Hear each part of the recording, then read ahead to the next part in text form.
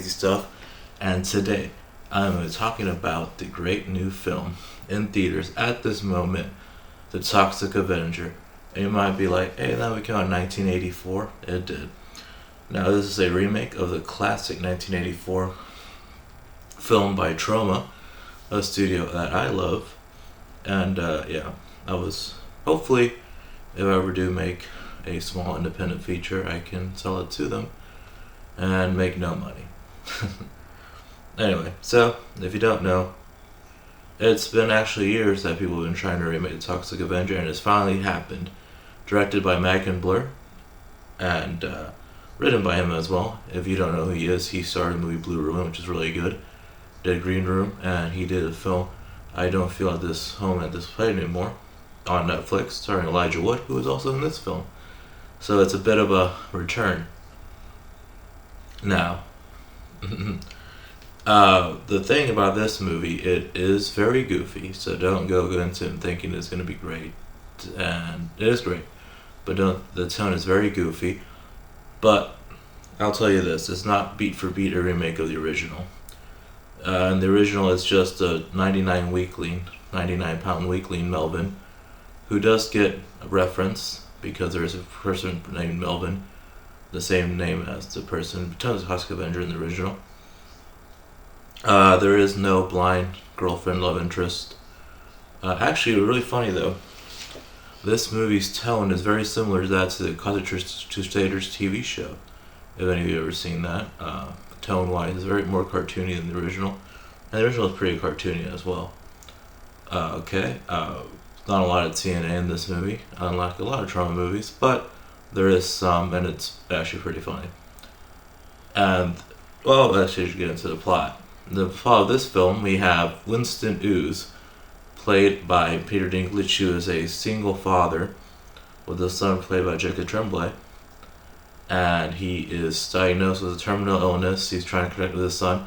And funny enough, the stepfather and son element actually makes Winston Ooze, I would say, a more sympathetic lead than Melvin. I mean, Melvin wasn't like a bad guy or anything in the original, but he was just a goofy, nerdy kid.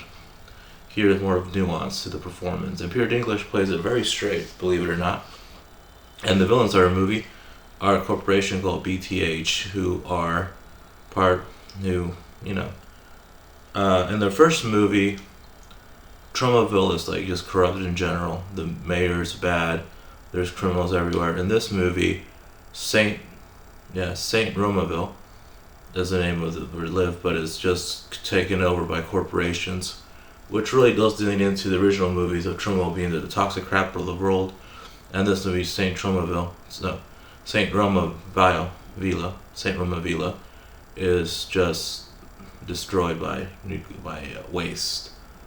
So, in an attempt to get money and to get surgery for his terminal illness after being very rudely taken down by the main villain of the movie, played by Kevin Bacon, who is the head of BTH, and whose brother is played by Elijah Wood, who was just great.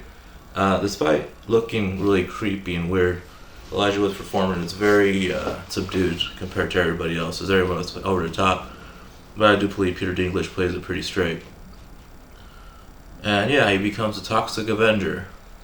And that's when the gory fun starts. Now, there are some CGI blood flecks, but some of it is practical.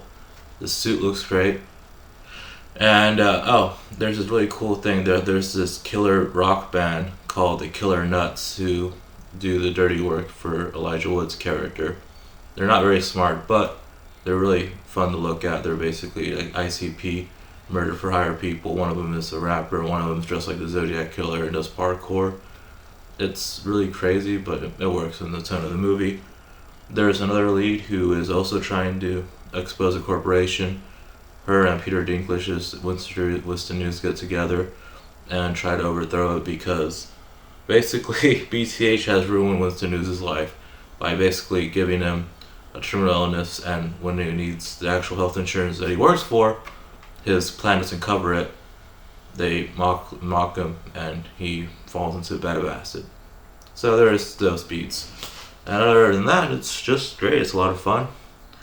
I enjoyed it a lot. Oh, and if you don't know this, the film has teamed up with a nonprofit organization to destroy and alleviate medical debt. So, they donated $5 million to people to stop crippling medical debt, and for every $1 million they make in the box office, they'll donate more to people to alleviate medical debt, which is a very big issue in this country. If you don't live in the U.S., medical debt is something that a lot of people have to suffer with, and it's hard.